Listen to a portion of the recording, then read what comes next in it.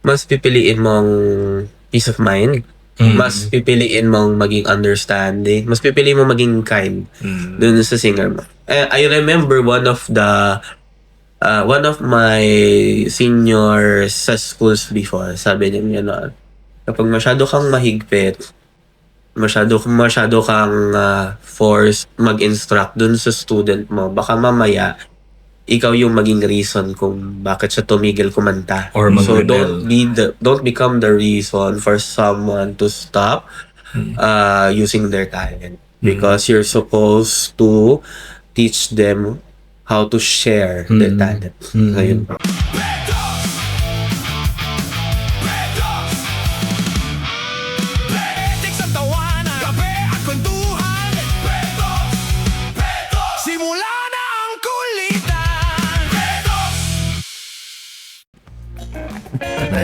Ayan.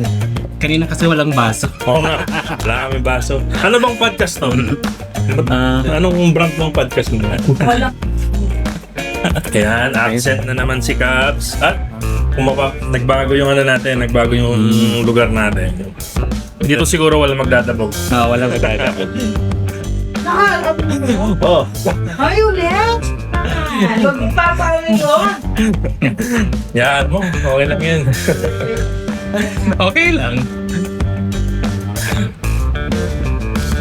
Welcome to Petox! Petik sa Tawanan. Kape at Kwentuhan. Episode 8. Anong to? 18. Episode 18 na. Ayan, ako nga pala si Rage. Ito naman po si Bo. At si Cabs ay absent na na naman. Okay lang yan. Ano Okay. naman? Career first. Oo, career first. Ayan. Blooming ang career ngayon ni Cabs. Oo, from ilang nakailang trabaho na ba siya ngayong taon na to? nakailang company na ba? Oo. Pero at least ngayon na. Tuloy-tuloy na yan.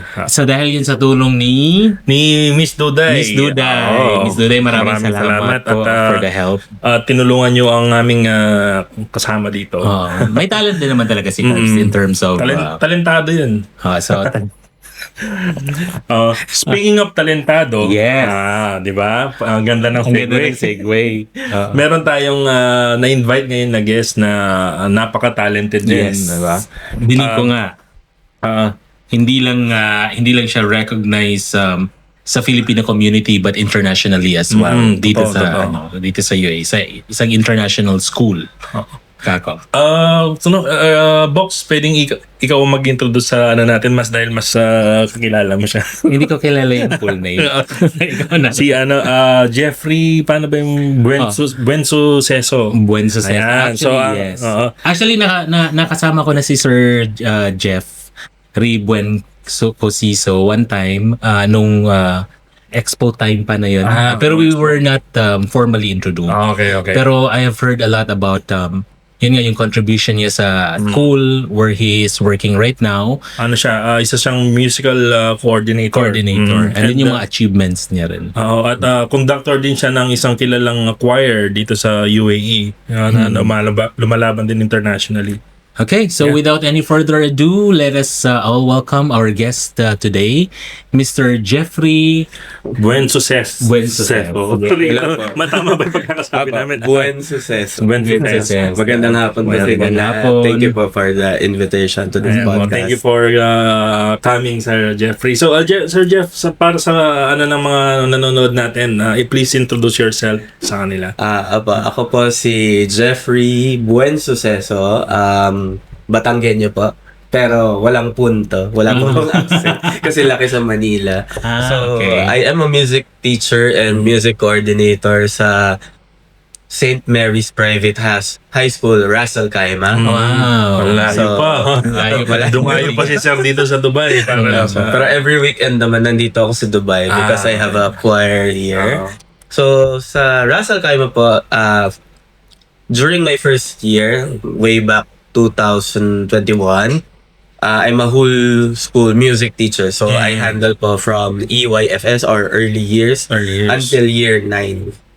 So that time po kasi mag-isa lang ako. And then nakapag-hire na sila the following year. And then, ayun po, ang focus ko na ngayon ay nasa secondary music high education. school. High Apo. school. Pero you have been doing this, Sir Jeff, since sa Philippines. Apo, sa Pilipinas naman, I have been teaching music then for 12 years sa St. Paul College of Makati. Ako, graduate ako ng St. Paul's St. Paul. Manila. Ay, ako rin, Manila. Batch Pero 2009. hindi baccalaureate sa postgraduate. Apo, postgraduate. Sa master's. Okay.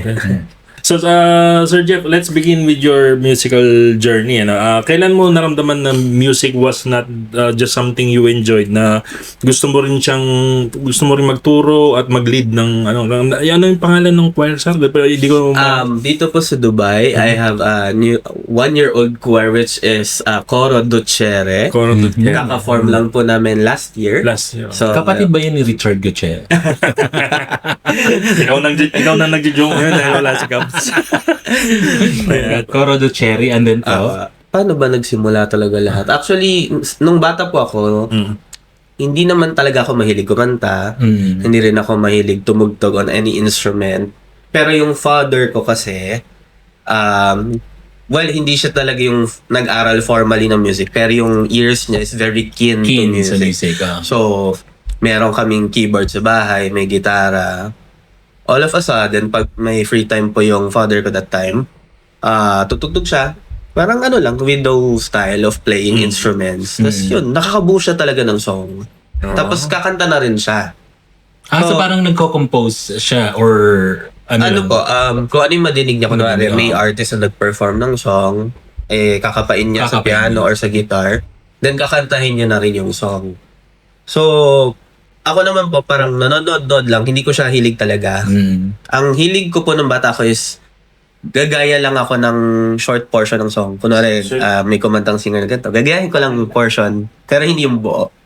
And then po, when I was grade 5, parang yung school namin, pa-audition for all boys choir sa T+ de la Santo Domingo, if you're familiar with them, sa Quezon City, Santo Domingo Church. Okay, yes. Ayun po. So you were part of that choir? Nakasali po ako, pero hindi ako nagtuloy pa.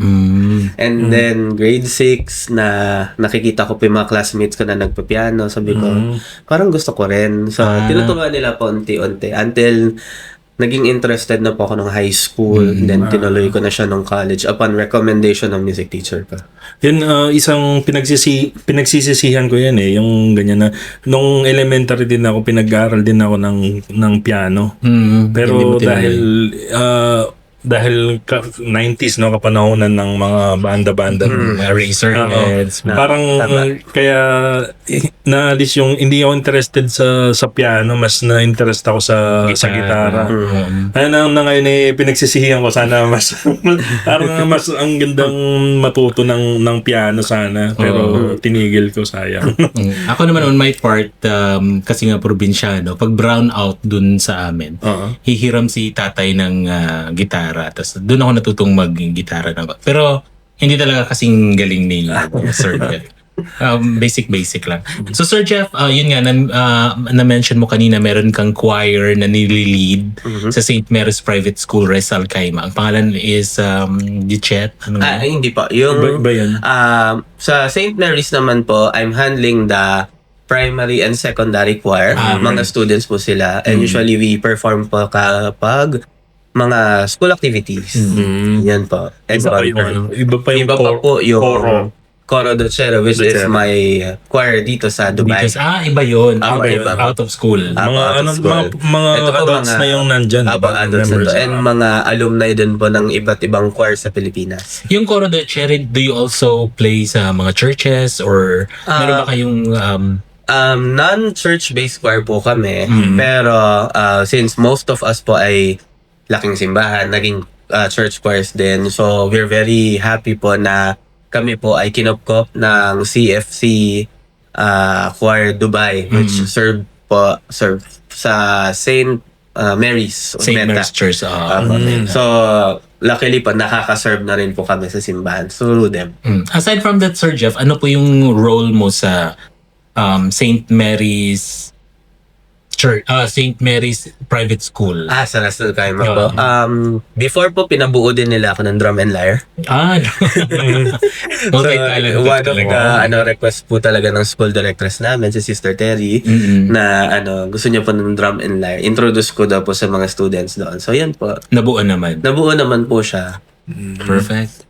So, medyo yung dahil sa mga students, mga kagaya nga nabanggit nyo, mga early years nagturo din kayo ng music and then high school. So, medyo challenging, medyo may pagka-challenging din yan, di ba? So, ano po yung tingin yung nadidiscover ng mga students yan dun sa habang sumasali sila sa choir? Okay po. Usually kasi ang connotation nila sa school kapag sinabing choir, group of singers. So technically, magsama-sama kayo, kumanta kayo together. Choir na yun for them. So I need to clarify to them na ang choir ganito, kailangan maayos kayo kumanta, may certain techniques, may certain repertoire. So yun po, since wala silang idea talaga kung how to do a proper choir, so inuunti-unti ko po siya.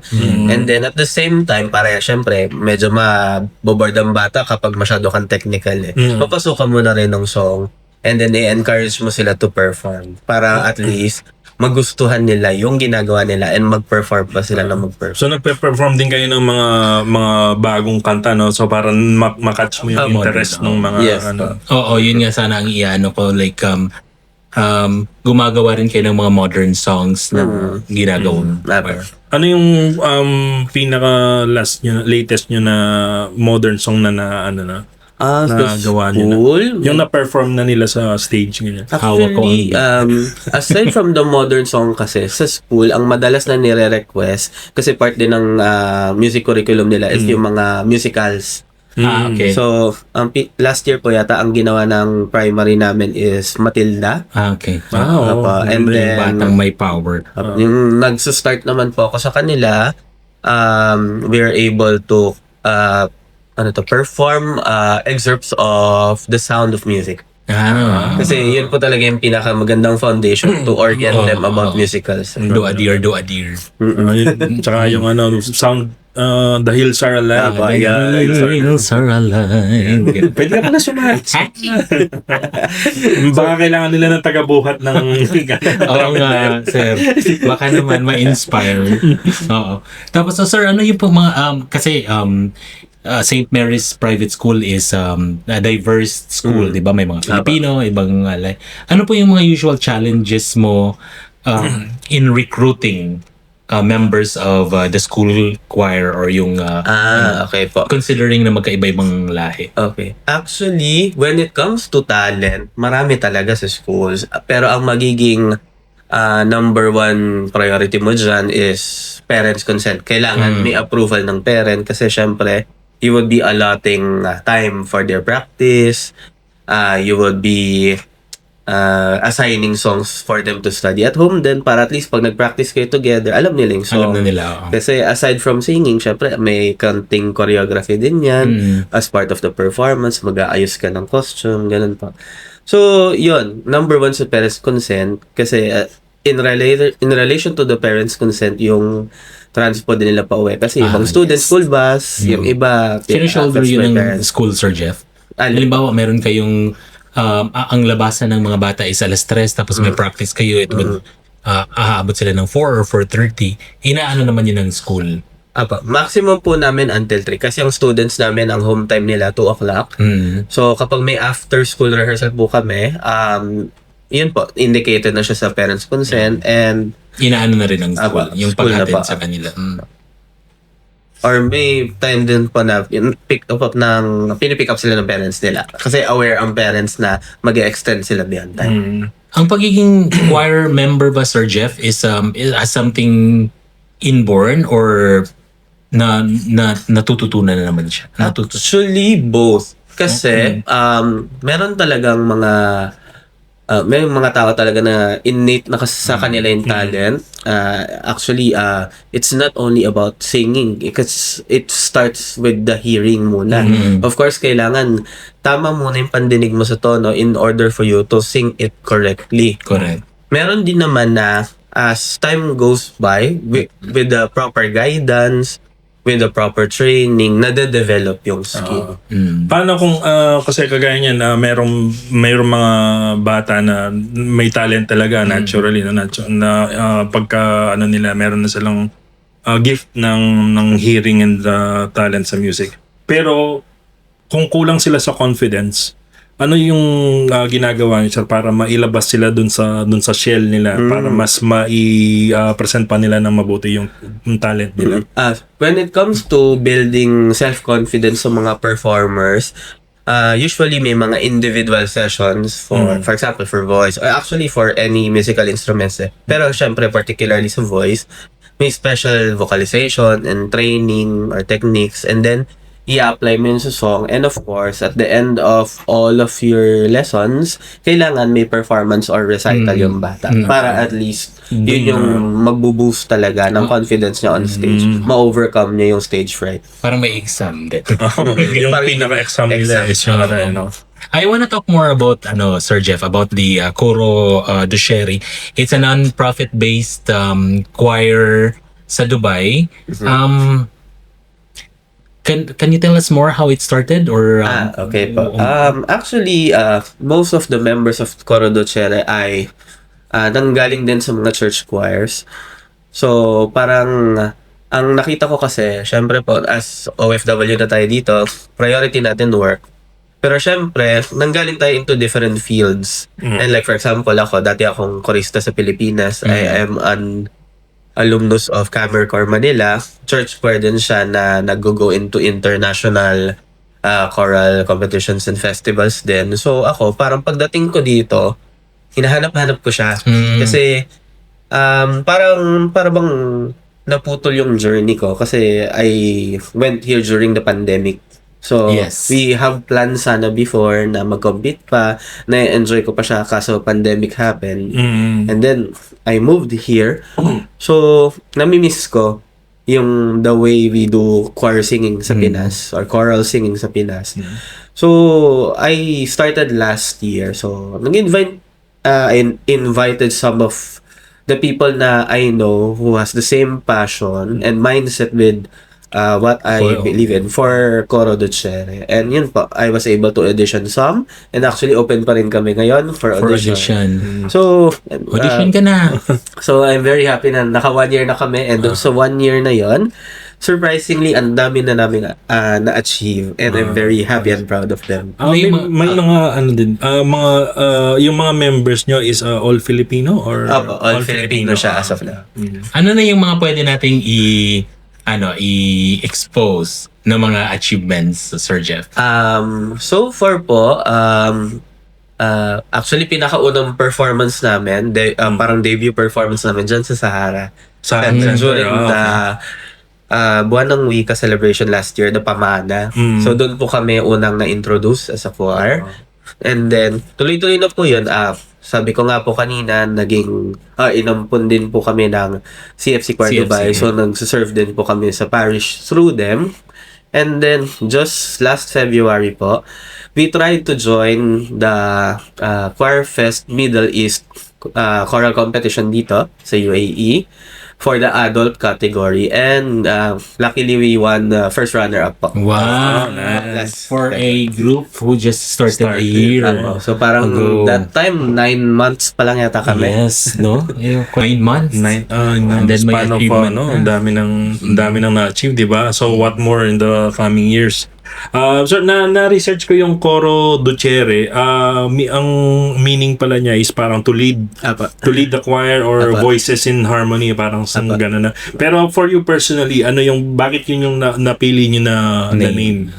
Actually po, not to lead the choir ang pananaw namin.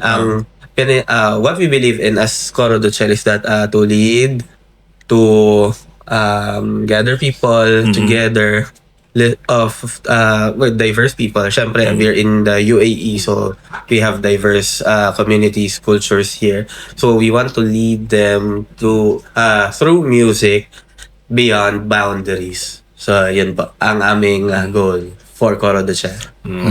Ganda naman. So, Sir Jeff, sa group, of course, no, it's composed of different attitude, different personality. How did you go about dun sa mga differences, individual differences ng mga members? Okay po. Luckily, ako po kasi yung tipo na tao na paano ba to sabihin? Ever since po kahit nung medyo bata pa ako until now, na-observe ko lang na ako yung madalas pagkwentuhan, pag-voice out ng concerns. So, ganun po. Very, very comfortable po ang mga people to tell to me what they're feeling as of the moment, ganyan. Parang An outlet. Outlet nila. And at the same time, when I listen to them, hindi ako sumasagot ba? Gusto ko lang silang pakinggan. Okay, Listen. sige. And then, even the feedback sa pag-handle ko ng choir and all. So, lahat po yan. I always listen to everyone to the point na by listening, I was able to understand them more and I was able to somehow communicate to them the way they would feel better. Para mas magkaintindihan kami, mas maging close kami sa isa't isa to the point na we are intertwined na to each other para at least yung communication open na siya, madali nang intindihin ng bawat isa yun. And with that siguro din, Sir Jeff was able to understand why a certain person is ganito yung ugali, ganito yung approach niya in situation. At the same time, nakakuha sila ng libreng therapist. Ng libre therapist. Oo. Yun, di ba? Sir Jeff, dapat nagpapabayad ka sa ganun. Kasi yung mga therapists, they're actually not there to cure. Yung mga psychologists, mga therapists, they're not there to cure. They're there to listen. Oo. So, kung ganun yung dapat, magdala ka ng resibo. Nililista na. Nililista. May bayad to sa end of the month, ha? May prescription sa gilid. Kailangan pala natin yung gawin kay Cubs. Kailangan niya ng therapist. Ng therapist. Yung nakikinig. Minsan natutulala na lang siya basta eh. Oo. Ganun talaga kapag wala dito. Nagiging ulam. Somewhere kung nasan man si Cubs ngayon, nabubulunan na siya. Ayan. So, yung Coro Ducere, sir, is a non-profit or organization, right? So, what do you think keeps the group committed to the cause? No, kung wala, siyempre, hindi naman profit yung nila or fame. What is it that you think keeps them committed to the group? I think the passion po for choral music kasi like what I've said earlier po, most of them ay galing sa mga church choirs and actually bago sila maging OFW, naging part din sila ng different choirs sa Pilipinas. So, since nag-OFW na tayo, hinahanap-hanap natin siya. And dun kami nag-meet lahat with that kind of passion to continue it kahit na OFW na. Ika nga nila pinagtagpo. Pero pinagtagpo pero tinadhana. Pero tinadhana. Ay, ito na. Let's talk about the viral. Everyone is Emirati. In the UAE, everyone is Emirati. To be perfectly honest, Rage, I've heard about this dahil sa kay Kiko Man, sa Kiko Man Films. But I did not know first time kong nalaman na Coro Ducere pala ang kumanta nun. Hindi. Hindi ba? Hindi, ang nila is sila yung perform? ipi-perform nila sa magkakaroon ng mag-film premiere yung Kiko Man Films. Tapos ipi-perform nila yung kanta ni Direk doon. So how are you preparing for that po, Sir Jeff? Actually po, to give you then an idea kung paano nag-start yung parang performance namin and paano namin na-meet si Direk. During the time, alam niyo naman pa yung nangyari recently sa atin. So, parang kami, as Coro Ducere, naghahanap kami ng song na parang makaka-relate kami in a certain situation. And naghahanap kami ng song na magandang message. And one of my members suggested po that in the UAE, everyone is Emirati. Sabi ko, ano yun? Hindi ko pa nadinig yun. So, nung pinakita niya pa yung video, nagustuhan ko agad yung melody niya. And then, nagustuhan ko yung message niya. Tapos, pinakinggan ko pa ulit-ulit. And then, sabi ko, sinong composer nito? Kilala nyo ba? Hindi po, nakita lang po namin online. So, hinanap ko po and then nakita ko si Direk. I tried to message him and then gave him a call. So, nag-inquire po ako kung may music sheet na siya para maaral namin siya as choir. As per direct po, wala pa siyang music sheet. So sabi ko, sir, if you want po, dahil ngayon nga po, mahilig akong makinig, and naging part na rin po ng training ko before sa conservatory is, when listening to a song, pag nadidinig mo siya, pwede mo siya i-convert into a music. So, sinusulat ko siya. And with the help of some softwares na rin po, pwede ko na idiretso siya maging pyesa. So, yun po. So, I transcribe po the work of the rec. Hopefully po, pag nagkita kami, makita ko, mabigay ko in person sa kanya yung transcribe copy ng kanyang composition. Nice. Ang galing, nakakaingit yung mga ganyang talent. Yung talent, no? Kumbaga sa kinakapa niya yung mga chords sa gitara, pero siya sa piano, sa piano niyo. So yung choir niyo, sir, pagka magpe-perform, ano ba siya, a cappella o may mga may instruments din na most of the time po a cappella kami. A cappella. We are a complete SATB po, soprano, alto, tenor, bass choir. But syempre po may mga times din na naka-accompaniment kami, and ako po yung natugtog din. okay. Or sometimes po may pre-recorded accompaniment. Sa ano ba, sir, sa Coro de Cherry, at kahit sa choir na binubuo mo sa St. Mary's, meron ka bang mga usual practices or tips or sinasabi sa mga members to make the performance as sincere as possible rather than just like a mere choir song na maganda pakinggan sa tenga? Number one na natutunan ko sa choir ko sa Pinas is, yes, inaaral mo yung song. Yes, inaaral mo yung meaning ng song. O sabihin natin, nagpa-practice kayo together para pagandahin niya. But it would sound beyond expectations if you would add personal touch on it. The way you sing it. Hindi yung kakantahin mo lang siya kung paano mo siya nadinig o paano mo siya inaral. Pero may personal touch ka dun sa ginagawa mo mismo.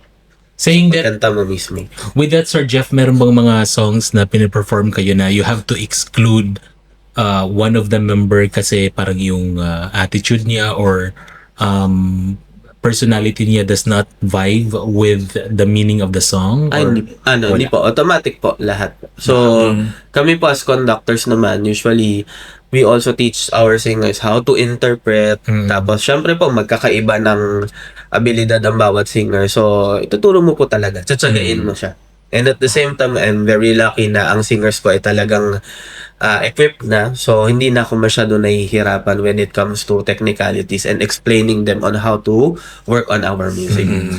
Mayroon bang instances na may mga members kayo, either doon sa coro or sa school din, na sobrang talented nila pero yung medyo meron ng kayabangan? Ganyan yung, dahil alam nilang magaling sila. I think, most of the choirs din naman or music ensembles nakaka-experience ng ganyan. How do you handle po yung mga gano'n? It will all boil down po sa camaraderie nyo or pagsasamahan na rin ng group, especially kung matagal na kayong magkakakilala. Kasi you only have one goal, you only have one passion, and yun yung magja-drive sa inyo para mag-connect to each or mag-mesh and mag-harmonize better as one choir or as one musical ensemble. Pero na ano na ba na hindi nyo talaga maka-vibe yung isa? Oo. So ano yung naging solution nyo? Parang may napilitan ka bang magtanggal ng member para lang ma-maintain yung vibe ng whole group? Ako po, di ko naging practice magtanggal kasi parang syempre everybody is talented. Parang sino ba naman ako para magtanggal ng karapatan sa'yo for that particular talent because ito yung hindi mo magawa or hindi ka maka-cooperate sa amin. But continuous lang po talaga. Kailangan mo lang siyang sagain. And then if there's a point talaga hindi talaga magkasundo, maybe the person na rin, siya na rin mismo yung magsabi. Pero in terms of Sir Jeff, in terms of attitude, of course na it's a group. So dapat may dynamics in terms of pagkakaintindihan, attitude, and camaraderie. Was there a certain point na you have to pull someone aside and talk to him about ganito yung nararamdaman ng mga kasama, just to keep the organization or the group yung maging solid pa rin. maging solid. Usually po, at the end of my rehearsals, doon yung concern point. So this is the time wherein I have an opportunity to talk with my concerned member. May concern ka ba? May concern kasi sa'yo. Doon ko ina-address after. Not as much as possible, not in the whole body. Kasi priority nyo muna. Pag kompleto kayo, music muna. Trabahuhin natin yung music, polish natin, pagandahin natin, master natin. Then, other concerns, especially kung personal, we do it outside. Para at least naging productive tayo and at the same time, for well-being naman. Yun ang next step. Yun ang importante. Was there a certain instance ba, Sir Jeff, na just cite one time na parang, let's say, okay, nag-explode ka talaga sa galit? Dahil One time lang. marami ba? Marami naman po. Pero syempre, as you age din kasi, mas pipiliin mong peace of mind. Mas pipiliin mong maging understanding. Mas pipiliin mong maging kind dun sa singer mo. I remember one of my seniors sa schools before, sabi niya, kapag masyado kang mahigpit, masyado kang forced mag-instruct dun sa student mo, baka mamaya ikaw yung maging reason kung bakit siya tumigil kumanta. Or so don't become the reason for someone to stop using their talent, because you're supposed to teach them how to share their talent. Ayun po. Ayun, balik rin naman natin. Yes. So, doon sa nabanggit ko na example, yung talented siya, pero may attitude. Paano naman kung yung napakaganda ng attitude niya, willing to learn, pero wala talaga siyang talent sa pagkanta. Paano naman yun? Yung talagang decidido siyang makasali. Gusto niya talagang maging part ng choir. Pero parang boses palaka siya. Paano naman na-handle yung gano'n na... I had several cases po, especially to young students, na hindi pa talaga masyadong develop ang kanilang singing because hindi rin na-develop ang listening. Okay. Like what I've said earlier po, before you learn the singing, you must learn the hearing. Kailangan tama yung dinig mo para pag, kunwari, pinindot ko to sa piano, eto ang tunog, dapat yun din madinig mo para kinanta mo siya pareho. So, I will be going back to basics po. Listening muna. Pakinggan mo, sa tingin mo ba tugma? Pag hindi tugma, okay, sige, medyo mababa ka. Kaya mo bang taasan pang konti? Or kaya mo babaan ng konti? Yun po. Matagal siyang process. It took us some years, mga around 3 to 4. Wow. But natuto yung bata. Natuto naman siya. Matagal po talaga, especially training the ear. Pero pag nakuha niya yon, sunod-sunod na yun. Itatanong ko pa naman sana kay Sir Jeff kung when do you draw the line? Pero umabot ng 4 years. Umabot pala ng 4 years. Grabe ang pasensya yun na yung pinakamatagal na tinuruan yun na... Meron pa pong beyond kasi depende rin. Kasi minsan, for example, sabihan mo yung bato, practicein mo to. Pero syempre, given the benefit of the doubt, hindi laging magpa-practice yan. So, pag dumating sa iyo, ito na yung in-address natin last week, parang nakalimutan mo to. So, yun, depende rin po sa sipag and tiyaga nung singer para mapabilis yung development ng talent niya. So, meron din palang pag-asa si Box, ay si Cubs. May pag-asa. gusto niya nga, di ba, nagtatanong nga siya kung gusto niya kumanta. Microphone. So, Sir Jeff, nawala ako sa ikaw talaga, Cubs. Sorry. Kahit saan ka talaga napupunta. Absent ka, yan tuloy. Ikaw ang topic na. So, ito kaya. Bumalik na. So, Sir Jeff, how do you handle yung isang bata or isang member na hindi pa hinog? Sabi mo nga hindi pa na ano. Paano mo sa kanila sasabihin na halimbawa meron kayong performance, hindi mo muna siya isasali kasi baka parang hindi ba, how do you face them? How do you tell them? Prior pa po, excuse me, to that or to those situation, kinakategorize ko na yung singers ko. So, ito na yung advanced, ito yung moderate, yung beginner, ito yung trainee. So, yung mga ganon cases po, nilalagay ko sa trainee. So, nandun pa rin sila sa rehearsal, pero until ma-master nila yung ginagawa ng mga advanced and yung mga nasa ibang level, saka ko po sila i-join. Kaya alam naman ng mga trainee na for now. Alam po nila. And at the same time, may instances din kasi na nagiging confident sila. And hindi ko alam, maybe due to adrenaline or talagang nag-prepare sila sa kagustuhan nilang makasama. Ayun, may time na nakaka-perform sila ng maayos together with Nakaka-join us. sila. Kumbaga sa basketball, yun yung mga bencher mo. Venture mo na. Oh. Ayun. Tungkol pa rin sa sa balikan natin yung kanina na everyone is Emirati carries a message of unity, gratitude and belonging in the UAE, So bilang Filipino musician and choir conductor po, how personal is that message to you and the members of Coro Ducere? Kami po personally, we are very honored, we're very grateful na through that song, di ba po, there's a certain time na parang nakita ko rin to sa billboard dito sa Dubai, yung everyone is in UAE, everyone's Emirati. Parang nakita ko yan before. Parang even though OFW tayo, even though hindi ito talaga yung bansa natin, very very welcoming and kinupkup nila tayo na parang they owned us. So sobrang grateful na namin upon feeling that one, and upon listening to the melody pa lang, doon namin siya mas naramdaman, mas na-feel, mas tumago siya sa meron bang instance sa buhay yung pagstay nyo during the entire duration ng pagstay nyo dito sa UAE na feel nyo, maliban dun sa pagparinig nyo dun sa song, may instances ba na naramdaman nyo yung acceptance ng UAE sa atin bilang foreigner? Ako at the beginning pa lang naramdaman ko na kasi nung arrival ko noong 2021, syempre mangangapa ako, pero hindi ko naramdaman na iba ko. Parang the way they treat us here, parang may respect, may care, parang kompleto na, wala kang hanapin. Parang hindi ka rin umalis ng Pinas. Parang gano'n. Minsan mas daig pa nga. Ayaw ko nga umuwi. Nakakainis yung mga nangyayari sa atin. Okay, so narinig po natin mga kapetoks yung side ni Sir Jeff in terms of his musical career and the choir and all. Kapag-usapan naman natin a little about Sir Jeff's personal life.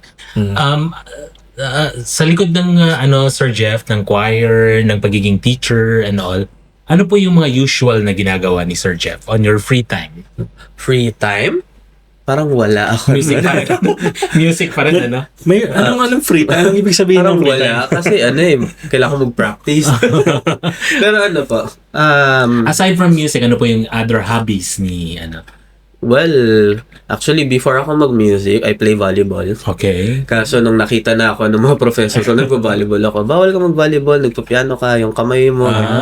So nag-stop. Baka ma-injured. I'm into sports din po. Pero nung bata, to be honest, hindi ako mahilig sa music nung bata. Masili ko dancing. Kaso nakita ko nga yung mga kaklase ko na marunong tumugtog na instrument, ganyan. So parang... And meron po akong isang music teacher before na parang nagulat ako, ang dami niyang tinuturo sa akin compared dun sa mga kaklase ko. Sabi ko, Miss, ba't ang dami mo tinuturo sa akin? Hindi, kaya mo naman kasi, sige po. Parang nakitaan ka niya ng potential. So yun, meron din naman ako mga other hobbies. Yun nga lang, dahil as a musician, part ng lifestyle namin is practice. Practice talaga. So, mas marami talaga yung time na magpa-practice ka. So, mention mo kanina na when you saw your father's most, yung tatay mo, he plays instrument, right? So, is it safe to say also na mas close ka sa father mo and nung childhood? Parang patas lang po.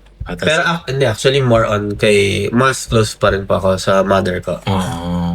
Although, nung nag-audition ako for conservatory, kasi kaklasify yung voice namin ko anong level. Si dad po yung kasama ko during the audition. And the first time niya ako nadinig kumanta that time for the audition. Anong classification mo ni Sir Jeff? Tenor? Apo, Tenor? Wow. So mataas ang boses ni... Mataas bang boss? Yun ba yung tenor? Yung tenor ba? Ito naman, being a Batanggenyo, Batangas pride so much about also your food. Ano pang favorite food ni Sir Jeff? Lomi. Lomi. Ayun nga. For siya Batangas po, Lomi. Oo. Then, hindi mawawala yung kapeng barako, ganyan. So, Ano ba talaga ang and kapeng tamalis. If you're familiar po with The tamalis. small fish. Oo. Ay, hindi po. Yung supad na may sauce. Ay, Tamalis. Tawil. Tawil po yung Ano? isda. Ay ba? tawilis Tamales pala na tayo. yun. Haba. Suman tamalis. Yan. Hindi, tatanong ko sana kung magiging pagkain sa Batangas Yung choir. choir ni Sir, anong klaseng Ayun nga. Kung si Coro de Chere, kung Batanggenyo food sila. Lomi. Lomi? Kasi very diverse ang members ko eh. Oo. Maraming kayang gawin. Lahat may potential. So kapag pinagsama-sama mo, Lomi overload. Yeah, Overload. overload. Yun yung merong... may chicharon ba ang lomi ng Batangas? Dapat. Meron.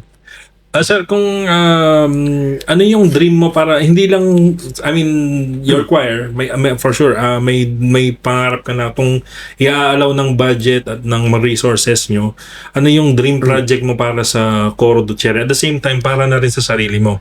I'm sure meron ka rin mga personal goals, personal dreams mo outside of the choir. So, ano po yung mga... Of course po, as a conductor, dream ko na madala yung choir ko abroad to perform abroad. Kasi syempre, Any particular country po na... wala pa naman po so far. Kasi based from my experience sa Pinas nung nag-choir ako, naging member ako ng Camera Corps Manila, we're able to perform into different countries, particularly in Europe, and we won some competitions there. Wow. So, as a singing member during that time, syempre, gusto ko ngayon ma-experience ng members ko yung na-experience ko before. Gusto ko i-share yung joy, yung journey Yung pride. na na-experience ko before. with them. Pero ano po, personal, meron kayong mga plans for yourself? Plans for myself, as of now, nagde-discern pa ako. Wala pa. Pero with this vision that you have, Sir Jeff, sa Coro Ducere, ano yung mga current moves na ginagawa mo for you to be able to attain this vision? Okay po. So, number one po dyan is recruitment. Kailangan namin continuous recruitment and training, and at the same time we need to expand our repertoire, study more songs, kasi syempre as a new choir, 1 year pa lang kami, ilang songs pa lang yung meron kami, syempre kapag may nag-invite, kanta naman kayo dito, may program kami, ganyan. So may repertoire yun. So kailangan ready kami. Kung ano mang i-request na song, meron kaming mapoprovide for them. Ano ba yung madalas na may request na song sa inyo? Actually, yung marami po namin nakantahan last year as a starter, Christmas. Christmas During the song. Christmas season. The winter season. Sa winter season. Sarah, sali ka na. Nagre-recruit sila. Oo, nagre-recruit sila. Magaling pa yan kumanta.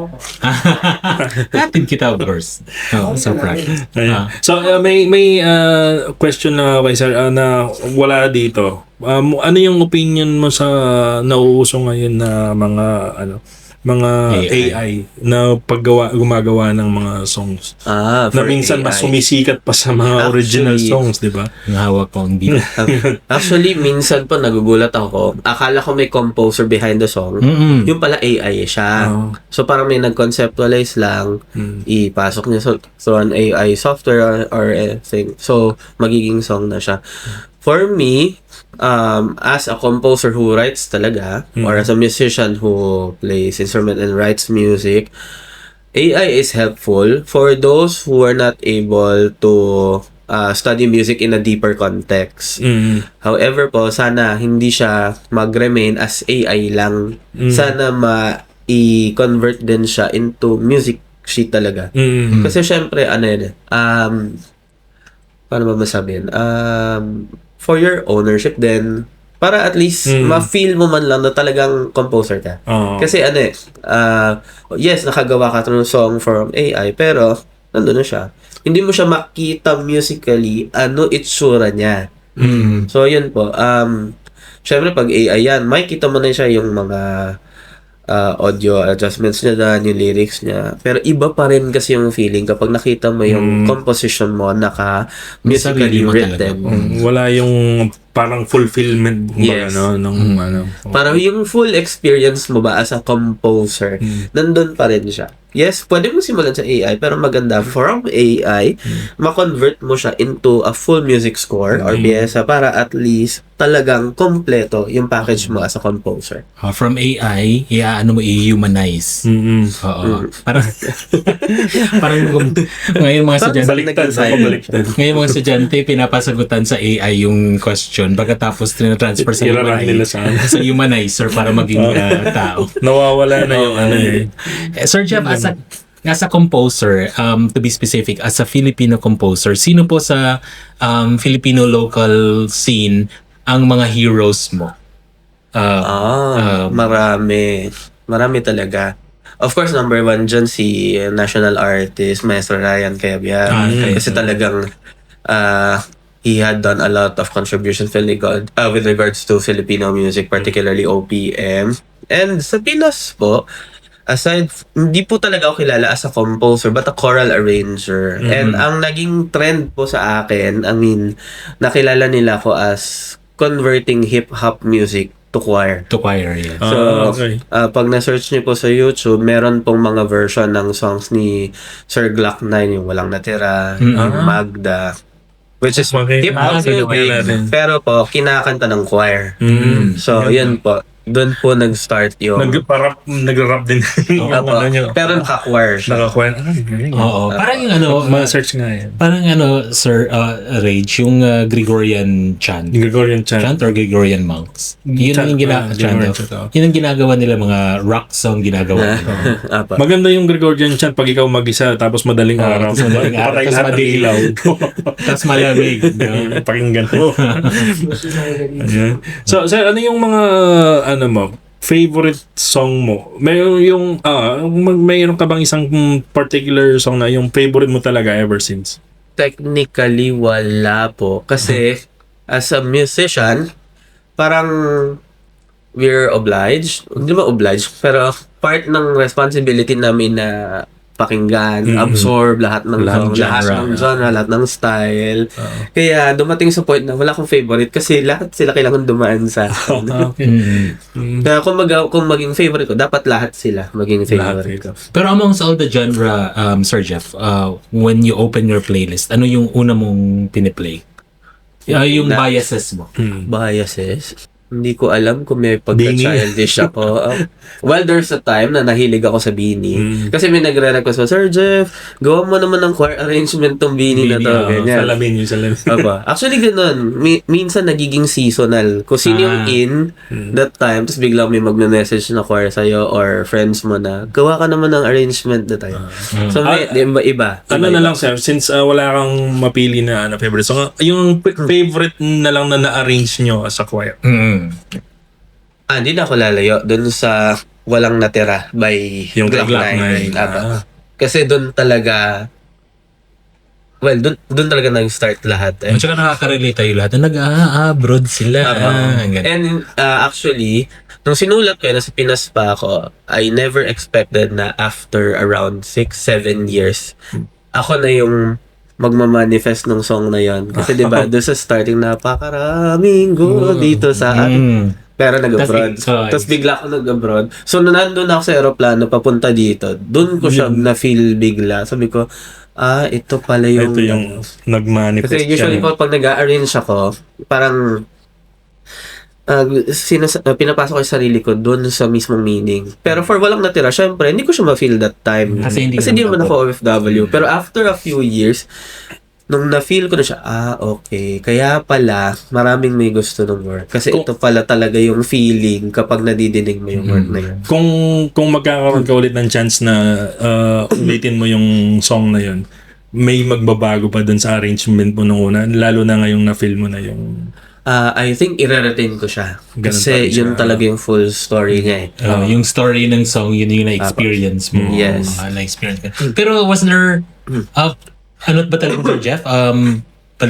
Talagang in-ambition mo bang mag-abroad or it was never really... Hindi po talaga. Actually, Well, nakakapag-abroad ako because of our choir na nagko-compete, ganyan. Pero working, Yes. hindi ko siya nakita before. Hindi ko siya na-foresee. Kasi parang, before pandemic happened, napaka-stable ko sa job. Parang happy naman ako. Then all of a sudden, pandemic happened. Then, marirealize mo na wala kang naipunda para sa sarili mo. Paano yung future mo? Tapos, anong kahihinatnan ng mga susunod na araw? So, naka-feel ako ng medyo kinabahan din ako for my security and for my future. Parang And then, cramming part din. so, it came to a point na yan, may nakikita ko online na hiring abroad, ganyan. And dami, puro music. Kasi syempre, konti lang kami na music teachers. So, try ko kaya. And bago rin po mamatay yung father ko noong 2019, sabi niya, mag-abroad ka. Sabi ko, bakit? Basta mag-abroad ka. Yun So po siya. it's safe to say na it was the pandemic na yung driving factor kung bakit ka nang. If ever hindi nangyari yung pandemic, wala ka sa abroad. Siguro, po, may chance din, pero matagal ako makonvince. Makonvince. Apa. Kasi it was never really Apa. a dream. Pero mas masasabi mo bang mas na-fulfill ka ngayon dito on your musical path compared nung nasa Philippines ka? Pagdating ko po dito, na-realize ko na ang dami ko pa palang matututunan. Akala ko kasi nung nasa Pinas ako na, syempre, parang na ako feeling ko settled na ako. Eto na ako, tanggap ko na music teacher ako for the rest of my life. Tapos pagdating ko dito, hindi lang pala yun yung context ng pagiging music teacher. Meron pang iba na kailangan kong explore, kailangan kong matutunan, kailangan kong ma-share din sa mga magiging students ko. So, yun po. So baka yun din pala ang gustong iparating sa'yo ng father mo kaya na sabi niya sa'yo na mag-abroad ka, di ba? Yep. I wanna talk about that concept a little, Sir Jeff, about when you came here, sabi mo, marami ka pa palang natutunan. Is it because of the availability of technology na nandito sa UAE? That's one.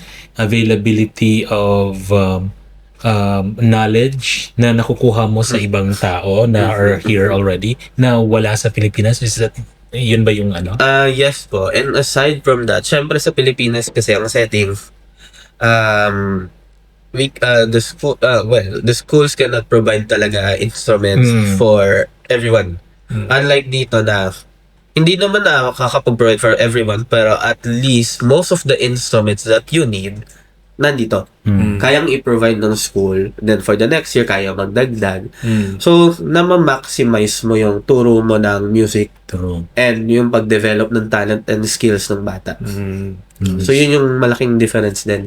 Napo-provide ng school yung needs for your subject para maituro mo siya ng maayos. Pilipinas, narinig niyo yan. Magbago na kayo. Iba kasi talaga, Sir Jeff, no? Yung nai-experience ng estudyante. Yung halimbawa, nagtuturo ka ng gitara, paano mo naman ituturo yung gitara theoretically kung wala namang hindi nila may experience, di ba? Minsan, sariling gastos pa ng sa Pilipinas, sariling gastos pa ng mga bata. And I'm attest naman to that kasi nung elementary at saka high school, member ako ng band, xylophone. Tapos hindi mo po-provide ng school yung xylophone. Kailangan pang bumili ng nanay ko ng xylophone for me to be able to be part of that band. Just dapat obligasyon ng school na magkaroon ng xylophone, di ba? Pilipinas talaga. Ayan, so siguro dumako na tayo sa ating meron kang last question. Babasahin ko na lang. If your life as a musician, teacher, and coordinator could be summarized into one song title, Sir Jeff, what would it be and why? Ay, ang hirap niyan. Pwede next. Bohemian Rhapsody. Ay, hindi. Wag naman. Hindi naman gano'n kasalimutan ang ano. Mama, just killed. Ano ba? Marami to sum up my life or everything related to music. Pwedeng hindi siya actual song. Pwedeng gumawa ka ng actually, I have one in mind. I think that the song that will summarize everything would be thank you for the music, because without Aba. music, Aba. I will not be this kind of Yeah. person. Music is the one who established me as a teacher, as a conductor, as a coordinator, and who I am now. So Siguro thank kung- you for the music. What he's saying is that kung wala ang music, he has no identity. Yes. Oo. Ganda, Ayun, ganda. Galing. Sir, so, yan. Bago sumayaw ng todo si Box, may any advice po sa mga aspiring mga musicians natin na gustong pursue yung career nila through music? Okay. For everyone interested in taking music as a career, remember that passion and talent is not enough. Hindi pwedeng magta-take ka ng music career because passionate ka, or yun yung passion mo, or yun yung gusto mo, or yun yung talent mo. But you need to be committed to that one kasi it's not only a career, but it is a lifestyle. Habang buhay mo nang dadalhin yan. Would you imagine, pag nag-retire ka, musikero ka pa rin, musician ka pa rin. It doesn't stop you. So, kailangan ready ka for that one. Hindi yung, oo, passionate ako, oo, talented ako, oo, alam ko paano mag-perform, confident na ako.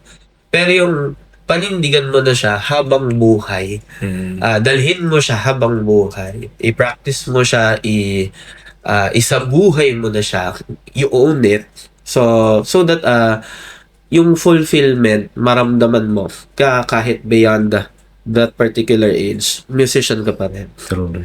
And at the same time, of course, for parents na rin, if you see your children talented in music, encourage them.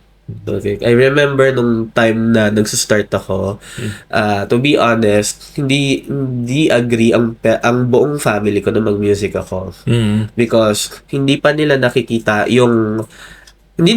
clearly yung path, yung career na pwede kong kahantungan ba.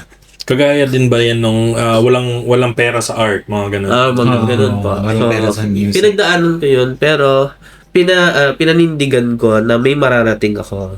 And yun yung nag-boost sa akin to continue, to strive harder, to work harder, to develop my passion, my skills, my talents, and continue learning and improving every day. Even kahit ito na yung narating ko, meron pa rin room for improvement, development. Yes. Practice never stops, learning never ends. So tuloy-tuloy lang siya.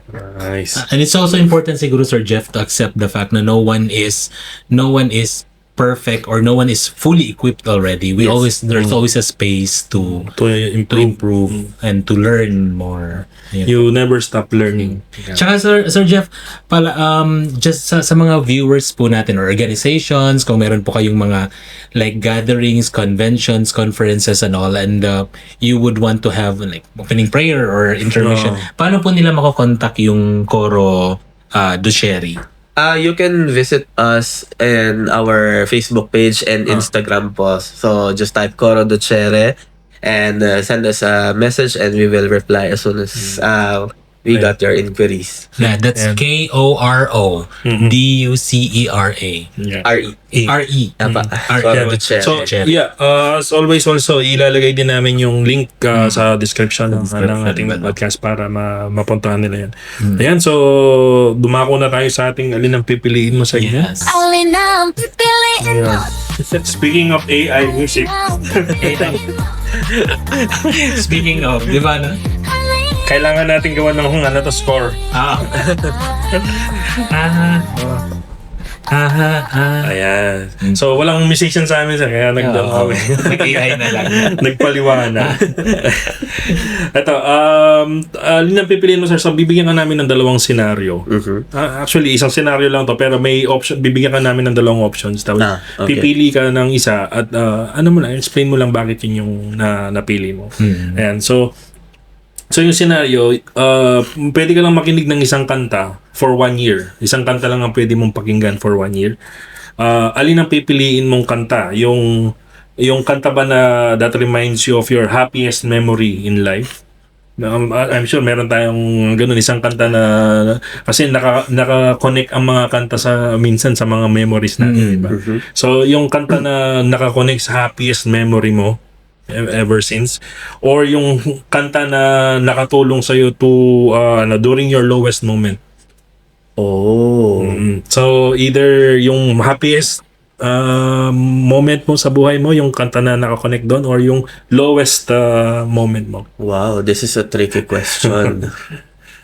Okay. Kasi kapag pinili ko yung happy, lagi naman ako happy.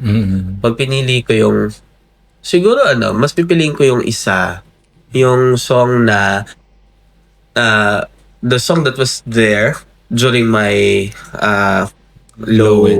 my lowest point. Kasi, that song led me to my happiest moment. Okay. Yan. Kasi, happy ka na eh. Nandun eh, happy ka na. Pero yung tipong, pag nasa baba ka kasi, or nasa deepest or lowest point ka, kailangan mo maging happy ulit. So, ano yung tutulong sa'yo? I would prefer na, ma-motivate ako para maging happy or to work on, to strive on, and lead towards my happiness. Yan. Ang ganda ng Talent kasi yun. Ayun. Ikaw naman, anong pipiliin? Ako din, yun din. Kasi baka pag yung happiest, parang kung happy lang lahat, parang nakakasawa, parang boring. Yun ang, dun din ako sa lowest moment. Pero anong song yun in particular? Meron bang song na in particular na... Take me One year mo papakinggan yan. me out of the dark. Pwede. Naging favorite ko rin yun dati.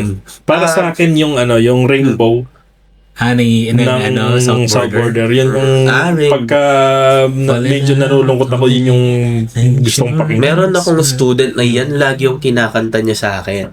Sabi ko, ba't yan lagi kinakanta mo sa akin? Wala lang. Pero all of a sudden, maganda yung message ng Yun yung parang pagka nalulungkot, yun yung magandang pampadating ng mood. na nagiging positive yung vibes mo after mo siya pakinggan. Para sa akin, at least. Like, sir, meron kang particular song? Lately, ang pinapakinggan ko kasi, yung song na Better Than I. Sinong... From the, ano nga yun? It's one of the musicals din eh. So, baka pwedeng sample, sir, kahit chorus lang. nako. Better than I pa yun. Ano yun? Medyo may sakit ako ngayon. You know better than I. You know the way. Parang ganun siya. Ayan, ganda. So, very positive yung Ang galing. Sample very yan positive. tayo. So, kumbaga, referring to your question kanina, diba? At your lowest point. Yan. Ang sarap niyo pakinggan para you trust God that you know better than I. You know the way, and I know you will lead me there towards my happiness. Parang ganun. Ang galing. Tsaka yung mga downfalls natin, mga struggles and mga yung mga failures natin, yun yung parang reminder na tao tayo. We're still human. Kasi kung puro na lang happiness, that's so robotic. No? Yes. Ganun. So, Ikaw, may ka? yun nga. yun nga, yung lowest. yung lowest. Ano yung song? Ay, ako, ang biases ko kasi reggae. Reggae. Reggae. Don't worry. For your yung Bob Marley? Bob Marley, ganun. Nice. So yun, sir, baka may gusto kong i-shoutout before we go. Shout out po sa aming school, syempre, St. Mary's Private High School, Russell Kaima. And my choir there, yung school choir namin doon, the SMR Primary Secondary High School. And yung employees naman is the SMR Choral, which serves every 7:30 a.m. sa St. Anthony de Padua Catholic Church in Russell Kaima. Parati kami doon. Talaga? Ayun. Doon kami And nagsisimba. and also, shout out to my choir here in Dubai, Coro Ducere. So, miss you guys. Wow, parang kapwa lang tayo nagkita. And yung pong choir na pumupkop sa amin, CFC Choir Dubai, under Sir Alex. Shoutout po sa inyo lahat. Excited ako marinig sila dun sa film premiere ng mga Kikoman Films. Kikoman. Magpe-perform sila. Kailan ba yan? Wala pang date pero hopefully soon. Ako excited din akong i-introduce yung Cora Ducere kasi may organization ng mga engineer, teacher, nurses and all. And then part ako ng parang head ng for like nung convention namin before naghanap kami ng choir, nahirapan kaming maghanap. Meron pala. Ayan. Shoutout din kay Tintin, kay Christine Espino. Ay, Ayun. hi Miss Tin. Hello. Ayan. So, mag-subscribe na po kayo para makita nyo yung mga pagka nag-perform sila, ipapakita natin dito. Papakita namin yung Abangan nyo yan. Ayan. So, It was really a nice conversation. Thank you so much, Thank you for Sir Jeff. Thank you so visiting, Sir for Jeff. gracing our Pet Talks podcast. And hanggang sa susunod. Hanggang sa susunod. Paalam. Paalam. Salamat. Bye-bye.